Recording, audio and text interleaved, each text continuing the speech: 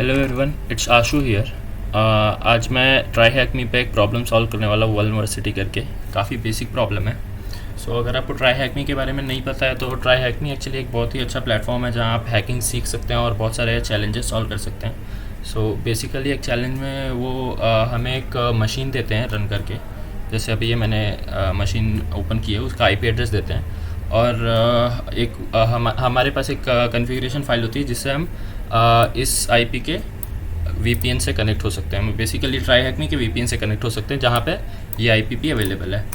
Basically हमें एक same network access मिल जाता है और फिर उसके बाद हमें इस पर्टिकुलर आईपी एड्रेस की जो भी मशीन है उसे हैक करने का ट्राई करना होता है।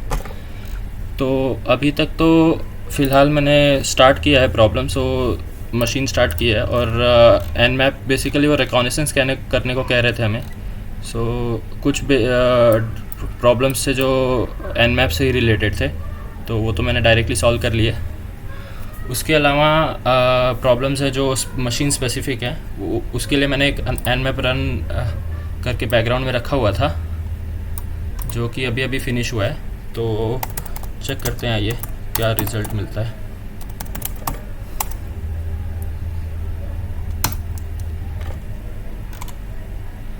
तो जैसे कि आप देख सकते हैं कि FTP पोर्ट ओपन है, SSH के लिए 22 ओपन है।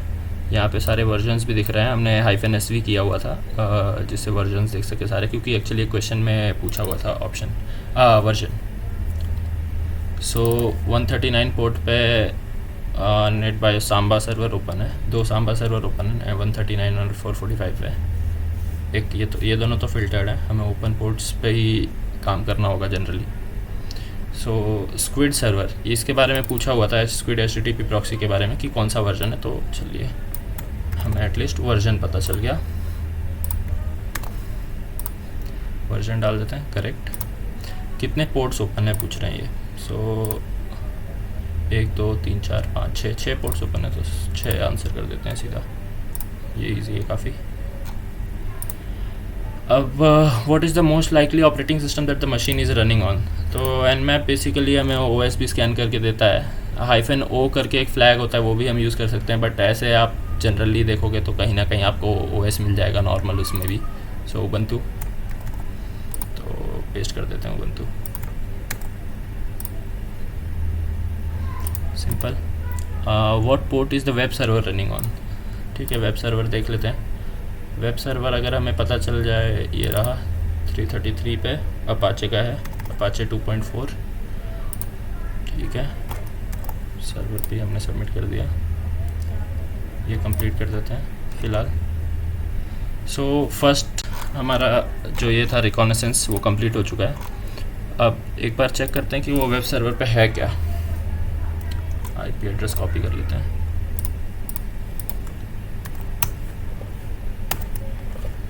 Three port.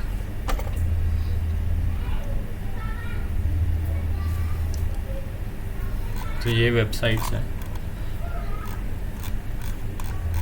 ठीक है, पहले कुछ बेसिक डायरेक्टरीज ट्राई कर लेते हैं, फाइल्स या डायरेक्टरीज अगर अवेलेबल हो तो।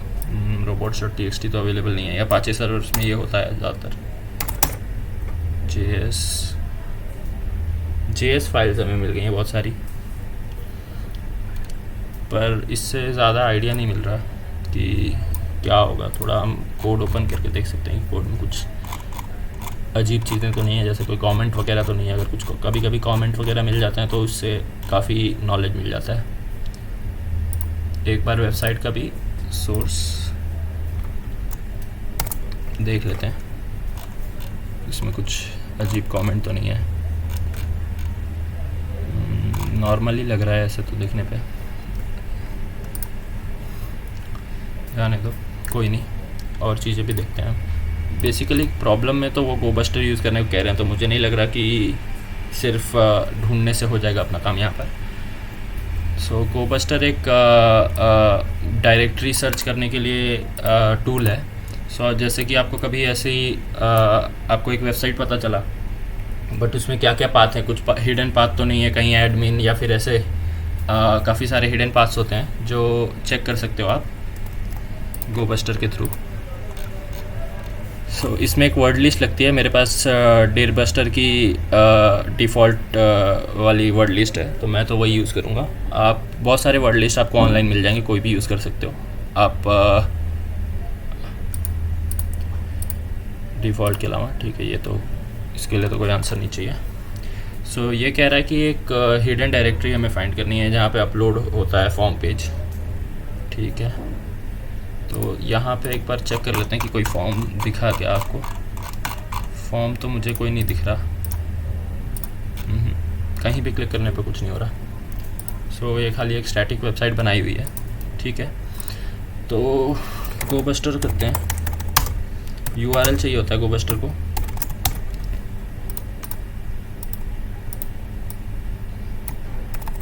यहाँ पे URL पेस्ट कर देते हैं, और क्या चाहिए होता है, वर्ड लिस्ट चाहिए होता है। वर्ड लिस्ट -w है ना ऑप्शन, जहाँ तक मुझे पता है -w है, पर एक बार चेक कर लेते हैं। ओह ओके, हाँ बराबर है, w है। ऐसे डर गया मैं। /usr शेयर में रखा हुआ है मैंने, डेयरबस्टर का डायरेक्टरी था। Okay, word list directory. ठीक है, शुरुआत कर देते हैं इसकी।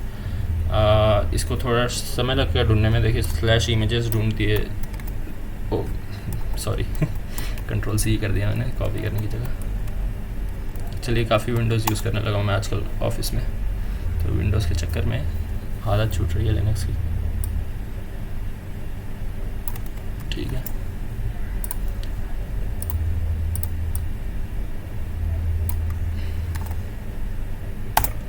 कोई नहीं, डबल/ हो गया, बट कुछ प्रॉब्लम नहीं होता उससे। सारे JPG फाइल्स ही हैं। अगर कुछ नहीं होता है हमारा इजी, मतलब बाकी आसान तरीक़ों से, तो इन इमेजेस को ओपन करके इसके अंदर कहीं हिडन कुछ डेटा तो नहीं है, स्टेगनोग्राफी तो नहीं की हुई है, ये सब भी हम देख सकते हैं। पर मुझे नहीं लग रहा कि अभी ये इतनी ईजी प्रॉब्लम है, ये करने की ज़रूरत होगी। और एक्चुअली ये प्रॉब्लम काफ़ी बेसिक है, और ये मैंने बहुत पहले सॉल्व किया हुआ भी है ऑलरेडी, तो मुझे पता ही है कि नहीं होगा कुछ ऐसा। बट आप भी सोच सकते हैं कि इतना इजी प्रॉब्लम में स्टेगनोग्राफी वगैरह नहीं की होगी। सो ढूंढने देते हैं। गोबस्टर को काफ़ी टाइम लगेगा वैसे तो, तब तक हम कुछ और भी देख सकते हैं इसमें, और भी कुछ क्वेश्चंस जो हम सॉल्व कर पाएंगे क्या। हाँ नहीं, आई थिंक ये आगे तभी जा पाएंगे जब हिडन डायरेक्टरी मिलेगी हमें। कोई नहीं, अगर आपको गोबस्टर इंस्टॉल करना है तो यहाँ पे इंस्ट्रक्शन दे रखा है इन्होंने सीधा सीधा। वैसे तो जनरली ये नहीं होता है, बट ये वॉक थ्रू वाला प्रॉब्लम है, तो इसलिए यहाँ पे इतना डिटेल डिस्क्रिप्शन दिया हुआ है आपको। जनरली नहीं दिया होता इस तरह का डिस्क्रिप्शन, तो आप ऐसे मत सोचिए कि ये सब कुछ यही करके दे देंगे आपको। मेहनत करनी पड़ेगी, दूसरे प्रॉब्लम सॉल्व करेंगे, और धीरे धीरे मैं और भी वीडियोस अपलोड करूँगा, तब दूसरे प्रॉब्लम हम देखेंगे।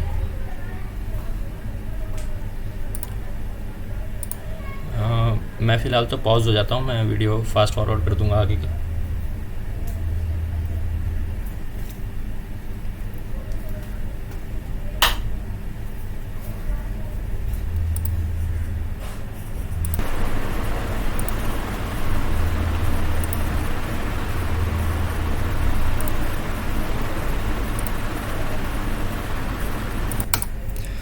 तो जैसा कि आप देख सकते हैं कि इसने एक /internal करके एक फ़ोल्डर ढूंढा है, तो चेक करना चाहिए क्या होगा उसमें। इसलिए मुझे भी बहुत टाइम हो गया है, तो मुझे याद नहीं है कि ये /internal फ़ोल्डर में ही हमारा फाइनल है कि और भी करना। Okay good, upload choose a file. तो फाइल चूज़ करने के लिए ऑप्शन दे दिया है इसने हमें। यहाँ पे बेसिकली पहले तो देखते हैं कि ये है क्या, किस चीज़ में कोडेड है ये। index.php नाइस, तो ये PHP में कोड किया हुआ है। बॉटम पे ला देता हूँ मैं इसे, पहले देख लेते हैं कोड में और कुछ तो नहीं है अजीब चीज़ें। नहीं, कुछ नहीं है, सिंपल एक दो इनपुट्स हैं, एक फ़ाइल अपलोड करने के लिए, एक सबमिट करने के लिए, और बाकी तो अब देख ही रहे हो, कुछ है तो नहीं इसमें। ठीक है ठीक है ठीक है। अब शायद एक सेकंड, क्या फाइल ट्राई करें, nmap.log को अपलोड करने का ट्राई करते हैं। एक्सटेंशन नॉट अलाउड ये कह रहा है। सो बेसिक अब जाते हैं प्रॉब्लम पे। प्रॉब्लम क्या चाहता था इससे, तो मुझे लग रहा है कि अपलोड फॉर्म पेज के लिए कह रहा है, तो ये /internal ही होगा। एक सेकंड, /internal/ इस फॉर्मेट में चाहिए, इसे सबमिट कर देते हैं। गुड, ये तो हो गया, मतलब सही है। तो गोबस्टर को मैं बंद कर देता हूँ। अब ये क्या कह रहा है कि अपलोड फॉर्म मिल गया है, तो try to upload a few file types on the server, what common extension seem to be blocked. क्या ब्लॉक है? सो अब सिंपल है कि PHP का ये है, तो PHP ब्लॉक कर ही देंगे वो। मुझे तो यही लग रहा है कि .php कहना चाह रहे हैं। ये तो तुक्के सही हो गया। To identify which extensions are not blocked we are going to first the upload form. Okay, तो मतलब बेसिकली अब ये बहुत सारे फॉर्म्स का, बहुत सारे फाइल्स ट्राई करेंगे डिफरेंट एक्सटेंशंस के साथ, और चेक करेंगे कि कौन सा एक्सटेंशन वो अलाउ कर रहा है। ओके, तो अभी एक सिंपल पाथ आपको समझ में आ गया होगा कि हमें कैसे भी करके PHP जो है वो अपलोड करना है। तो एक्चुअली क्या होता है, PHP के बहुत सारे एक्सटेंशन होते हैं। PHP एक्सटेंशंस सर्च करते हैं। मेरे को एक्सटेंशन की स्पेलिंग नहीं आती। PHP file extension refers to the name dot PHP। ठीक है।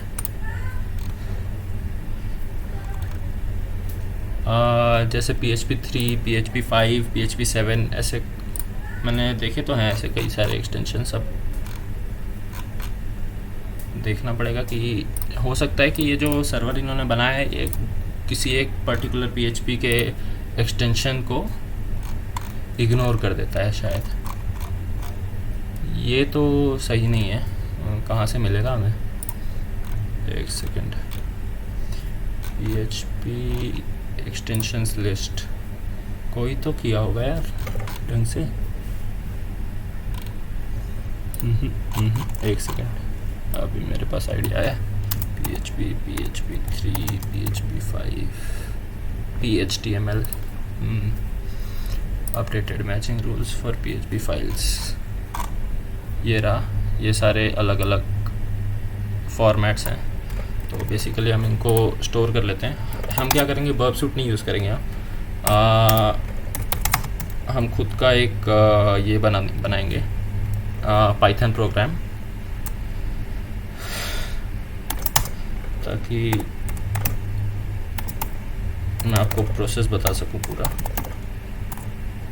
एक्सटेंशंस S से होता है यार, मैं T क्यों डालता हूँ हमेशा, मेरी आदत हो गई है बहुत बुरी। ठीक, अब इसमें हमें डालना है सारे एक्सटेंशंस।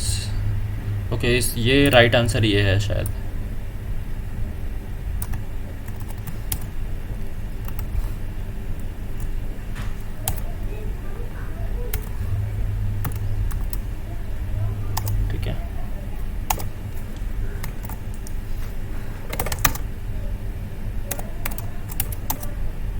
ठीक है, ये हमने डाल दिया।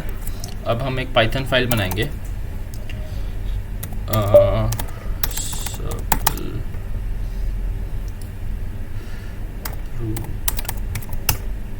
extension.py, जिसमें हम ब्रूट फोर्स करने का ट्राई करेंगे सारे एक्सटेंशंस को। इंपोर्ट रिक्वेस्ट्स, और रिक्वेस्ट भेजेंगे।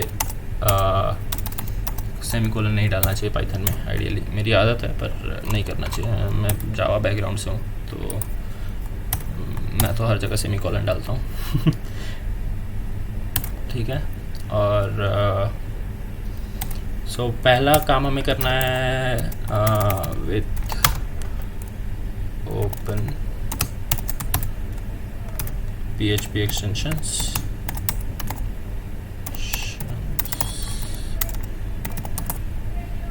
.txt in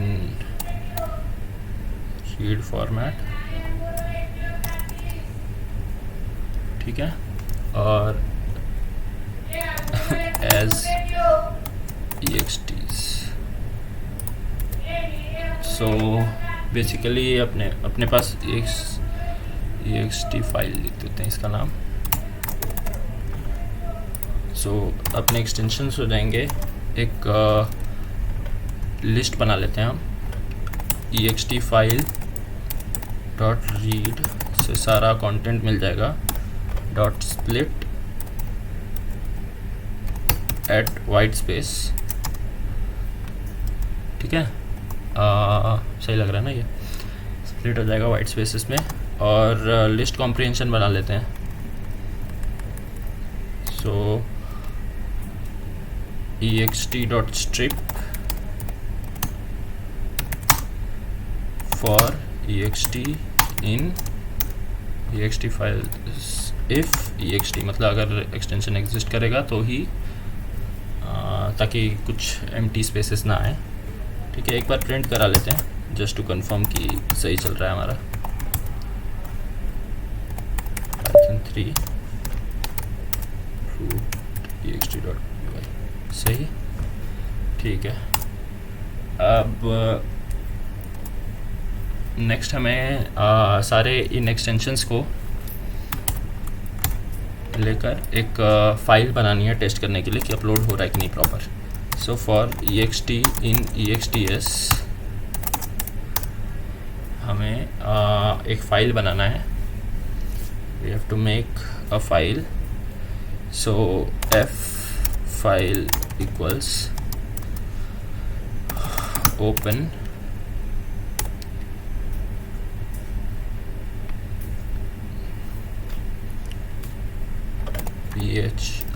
ओपन अपलोड्स करके एक फोल्डर बना लेते हैं, अपलोड्स स्लैश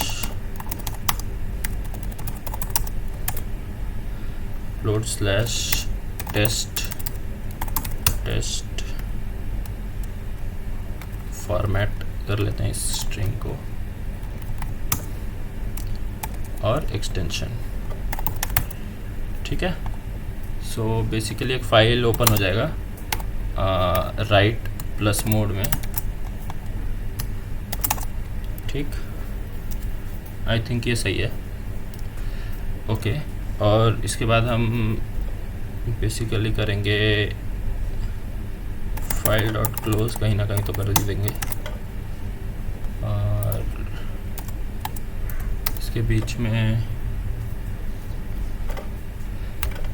अब हमें इस एक्सटेंशन को अपलोड करना है बेसिकली वहाँ पे। तो response is equal to request dot post, एक पोस्ट रिक्वेस्ट करेंगे हम। कहाँ पे करना है, इस URL पे, एक सेकंड, हाँ बराबर है, इंडेक्स पे ही हो रहा है।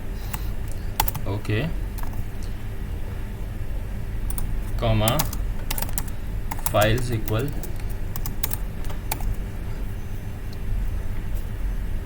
तो हमें एक पोस्ट रिक्वेस्ट करना है और फाइल भेजना है बेसिकली। नाम क्या है इसका, फाइल ही है। ओके, फाइल इज, मैं इंसर्ट मोड पे क्यों,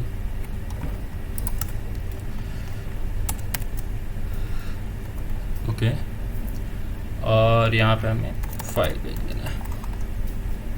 ठीक है, क्या ठीक तो लग रहा है। अभी we have to print r dot text.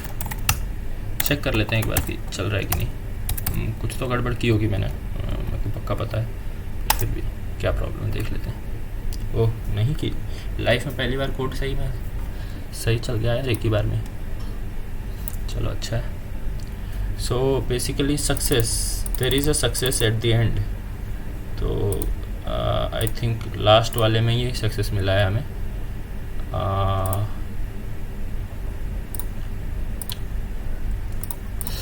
सो हम क्या करते हैं कि डॉट फाइंड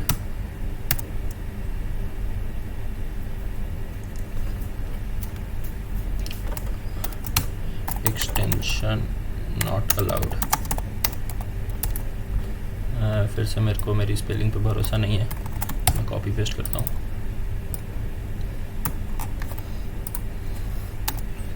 और प्रिंट कर देते हैं साथ में।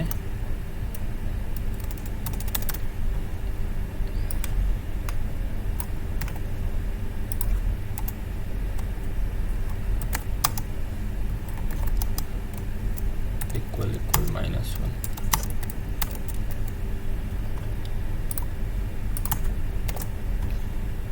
प्रिंट कर देते हैं r डॉट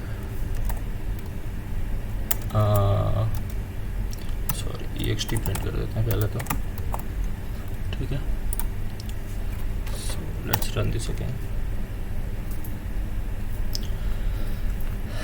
अब मेरे हिसाब से मैं जहाँ तक देख रहा हूँ PHTML ही था, लास्ट वाला ही सक्सेस हुआ है, हाँ ठीक। सो इसको कॉपी कर लेते हैं। अब हमें बेसिकली एक PHP फाइल बनानी है जो PHTML में हो, तो पहले ये सॉल्व कर लेते हैं। नो आंसर नीडेड, इसको कंप्लीट कर देते हैं। तो बेसिकली बर्ब सूट से अगर आप चाहो तो ये कर सकते हो, ये पूरा जो मैंने अभी फालतू का टाइम वेस्ट करके पाइथन के कोड से किया, बट मेरे को बताना था बेसिकली कि अगर आपके पास मान लो नहीं है टूल्स तो आप कैसे करोगे। तो आप इजीली ऐसे भी कर सकते हो, पाइथन से कोड लिख के खुद का, एक सिंपल ही कोड था, ज़्यादा डिफिकल्ट तो था नहीं। What is the name of the user who manages the web server. Okay, तो अब ये चाहते हैं कि हम एक्सेस ले लें उस पर। अच्छा हाँ, तो ये कह रहे हैं PHP का रिवर्स शेल यूज़ कर लो। ठीक है भाई, तो रिवर्स शेल्स के बारे में अगर आपको नहीं पता है तो आप थोड़ा रीड कर लीजिए, गूगल पे बहुत कुछ मिल जाएगा इन्फॉर्मेशन। तो वैसे रिवर्स शेल बेसिकली एक मैलिशियस कोड होता है जो अगर आपके मशीन पर रन हो गया तो it will just open a terminal at for another person, और उस पर्सन का इन्फॉर्मेशन उस स्क्रिप्ट के अंदर होता है कि कहाँ पे, किस IP पे बेसिकली सारा इन्फॉर्मेशन आपका भेजना है। इन्फॉर्मेशन एज इन उस पर वो लिसन करता रहता है, और जो भी कमांड वहाँ से वो डालेगा यहाँ आपके मशीन पे वो एग्जीक्यूट हो जाएगा कमांड। तो इसको सेव कर लेते हैं। सो we'll just go to Vulnerversity, we'll go to uploads and we will save it there। ठीक है, ठीक। तो सेव करने के बाद हमें बस अपलोड कर देना है बेसिकली वहाँ पर। पहली चीज़ तो हमें चेंजेस करने पड़ेंगे इसके अंदर। सो सबल uploads slash reverse PHP reverse, ठीक है। यहाँ पे हमें हमारा IP और हमारा पोर्ट डालना होगा। अब हम लिसन कैसे करेंगे बेसिकली इस पर। तो लिसन करने के लिए मैं नेटकैट कमांड यूज़ करता हूँ। मैं कुछ तो गलत कर रहा हूँ इसमें, शायद LB मतलब कुछ तो, कोई तो ऑप्शन में मिस कर रहा हूँ या पता नहीं, बट ठीक है कोई नहीं, देखते हैं। 999 पोर्ट पे बेसिकली मैं लिसन करता हूँ। सो एक second, IP config turn 0 IP config नहीं है, विंडोज़ नहीं है ये, यार क्या हो गया, मेरे को विंडोज़ छोड़ना पड़ेगा भाई। सो यहाँ पे IP डाल देते हैं और यहाँ पे अपना ये डाल देते हैं, और बेसिकली ये reverseshell.php है, इसको हम reverseshell.html में रीनेम कर देंगे। सो पाइथन में रीनेम करने के लिए basically we just have to move it to the same place with a different name.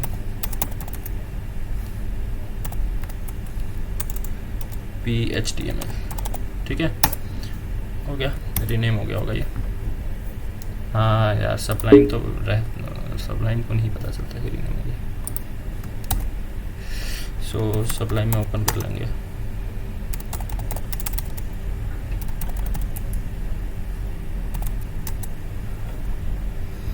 ठीक है, और ये रहा हमारा कोड। तो इसे हम कर देंगे अपलोड। चूज़ फाइल, अपलोड्स के अंदर जाके जस्ट सिलेक्ट reverseshell.html ओपन, और इसको कर देंगे सबमिट, और ये हो जाएगा अपलोड। यहाँ पे सक्सेस आ गया, लेकिन नाइस। अब हमें इस PHP फाइल को रन करना है बेसिकली। तो वो आइडेंटिफाई करने के लिए कि वो रन कहाँ से होगा, वो हमें पहले आइडेंटिफाई करना है। वो आइडेंटिफाई करने के लिए हमें जाना पड़ेगा कहाँ पे बेसिकली वो अपलोड हुआ होगा, ये सोचना पड़ेगा। मुझे तो लग रहा है इंटरनल में ही होगा, /php reverse shell .html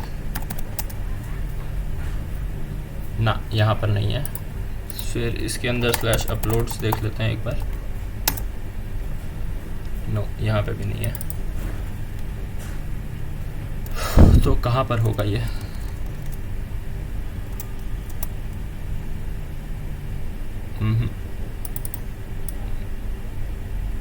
अभी हमें अंदाज़ा लगाना पड़ेगा कि ये है कहाँ पर।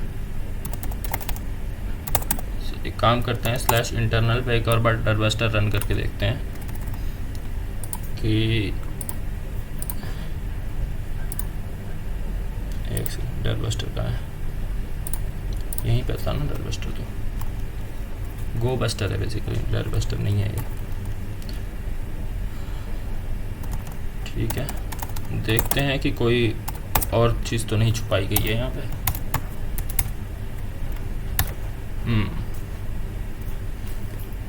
रन होने देते हैं अभी, इसमें तो काफ़ी टाइम लगेगा, तो मैं वीडियो वापस पॉज कर देता हूँ। एक बार ये रन हो जाएगा तो देखते हैं। पॉज करने की ज़रूरत ही नहीं पड़ी। /upload सीधा सीधा दिख गया। तो हमने तो एक्चुअली /upload सर्च किया था, राइट? एक सेकंड, हमें प्रॉम्प्ट आया था क्या यहाँ पे? नहीं। /uploads/ क्या नाम था? php reverse shell.txt ही था ना, राइट? नाम तो राइट था। एक बार देख लेते हैं /uploads ही ओपन करके। है तो यहीं पर, क्या बात है, ये तो यहीं पर है। तो फिर खुला क्यों नहीं था हमसे? पता नहीं, कुछ तो गड़बड़ रहा होगा। कोई बात नहीं, अब खुल गया है। अब शायद हमें प्रॉम्प्ट आ गया होगा, ये रहा। जी, अब हमारे पास एक्सेस है उस मशीन पे। तो एक बार who am I कर लेते हैं, कौन सा यूज़र है जो रन कर रहा है इसको। डेटा, ठीक है, www डेटा, ये यूज़र है। क्या पूछा, क्या क्वेश्चन क्या पूछा इसने? What is the name of the user who manages the web server. ठीक है, एक बार ls/home करके देख लेते हैं कौन कौन से यूज़र्स हैं। बिल, नाइस, यही आंसर होगा। 4 वर्ड है, सिंपल। ठीक है, what is the user flag. User flag यानी बिल का फ्लैग। अगर हमें एक्सेस है क्या ऐसे रीड करने का? रीड एक्सेस तो होगा शायद, पता नहीं, हो सकता है। चेक कर लेते हैं एक बार रीड एक्सेस है कि नहीं। ठीक है, ओके, user.txt चलो, एक फ्लैग मिल गया हमें। ये फ्लैग कॉपी कर लेते हैं, यहाँ पे पेस्ट, सबमिट। अब बात ये प्रिविलेज एस्केलेशन की। तो ये प्रिविलेज एस्केलेशन का कह रहे हैं। तो जनरली मैं प्रिविलेज एस्केलेशन के लिए लीन पीस यूज़ करता हूँ, पर यहाँ पे कुछ अलग ही तरीका बता रहे हैं। ये क्या कह रहे हैं ये? अच्छा, स्टिकी बिट ढूंढने को कह रहे हैं। स्टिकी बिट ही है ना ये? मेरे को अच्छे से याद नहीं है actually, but set in Linux SUID is a special type of file permission given to a file. SUID gives temporary permission to a user to run the program /file with the permission of the file owner rather than the user who runs it. अच्छा, okay, so basically ये as root हम कुछ चीज़ें run कर सकते हैं अगर हम चाहें तो। अगर रूट यूज़र के किसी फाइल पर एक्सेस हो, एक्सेस कह रहा हूँ, सेट ओनर यूज़र आईडी करके फ्लैग सेट हो, तो हम वो शायद रन कर सकते हैं। ठीक है, ये कहना चाह रहे हैं। ओके,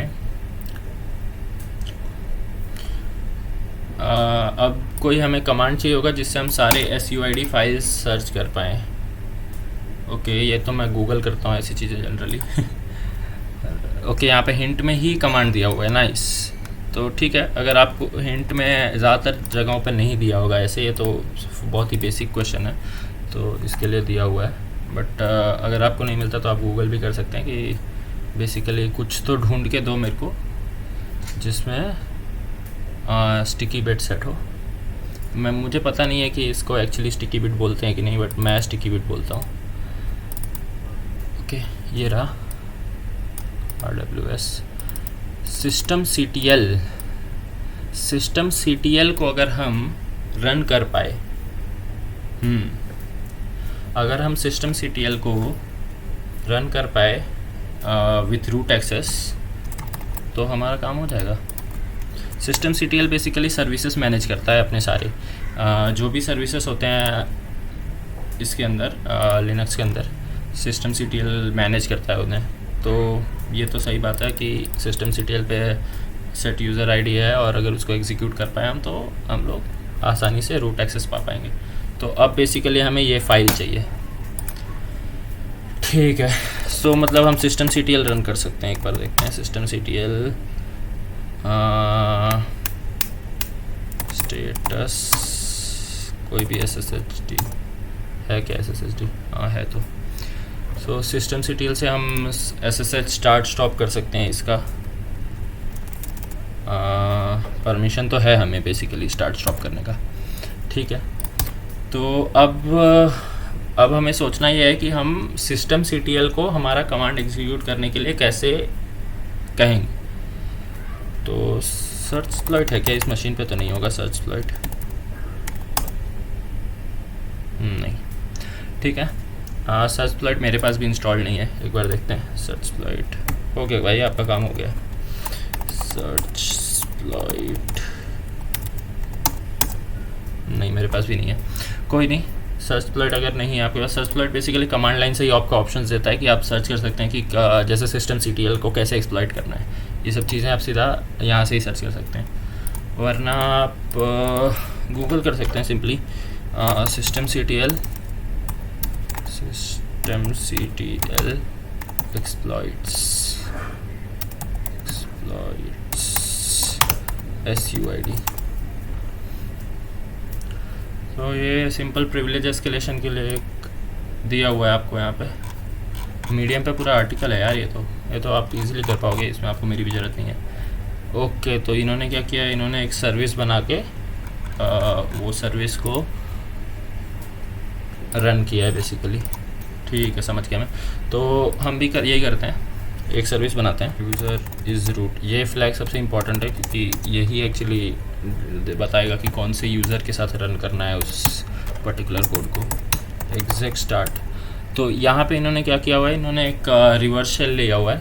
जैसे अभी हमने PHP से रिवर्स शेल लिया था, वैसे इन्होंने एक बैश से रिवर्स शेल लिया। तो ये कमांड आप एग्जीक्यूट करेंगे और आप अगर पोर्ट 999 पे लिसन करते होंगे तो वो कमांड लाइन से ही आपको एक कनेक्शन खोल के आपको दे देगा। तो मैं फ़िलहाल नहीं चाहता हूँ ये करना। सो सबसे पहले हमें यहाँ पर फुल पाथ देना होता है कभी भी। तो हम यहाँ से देखेंगे विच cp /bin/cp, ठीक है, /bin/cp lsl/dev shm read write proxy। कोई नहीं, तो प्रॉक्सी करके कोई यूज़र है, उसको ही एक्सेस है वहाँ पर, हमें एक्सेस नहीं है। तो हम जाएंगे cd www/www/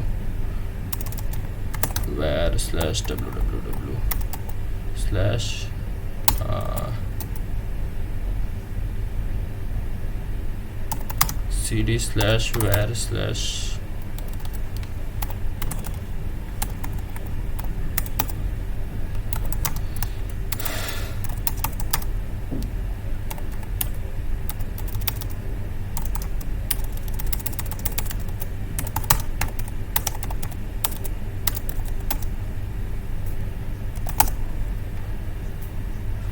तो HTML डायरेक्टरी में बेसिकली हमें एक्सेस होगा, तो हम वहाँ पे कॉपी करके लेके आ जाएंगे रूट को /root/root.txt to /www/html/root.txt। तो नहीं देते हैं, ठीक है। और अब यहाँ पे हम बेसिकली हमें क्या करना होगा कि अब वो ये फ़ाइल जो है पर्टिकुलर ये हमें लानी होगी यहाँ पर। तो ये तो हम अपलोड नहीं कर सकते हैं सीधा, तो हम यहाँ पे एक वेब सर्वर बना लेंगे अपने इस पे, अपने अपलोड्स में हम जाके python3-m http.server, ठीक है, इससे ही बनता है ना, I think, I am not sure, ठीक है, जाने दो। 8000 पोर्ट पे ओपन हो गया, ठीक है, अच्छी बात है। 8000 पोर्ट पे ओपन हो गया है। और दूसरा एक टर्मिनल भी हमें चाहिए होगा। विक्टिम टर्मिनल पे जाके हम wget कर लेते हैं, wget http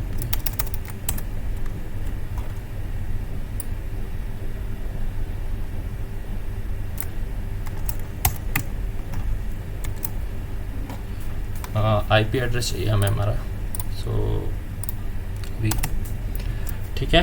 और चाहिए हमें क्या, ls, हमें चाहिए root.service,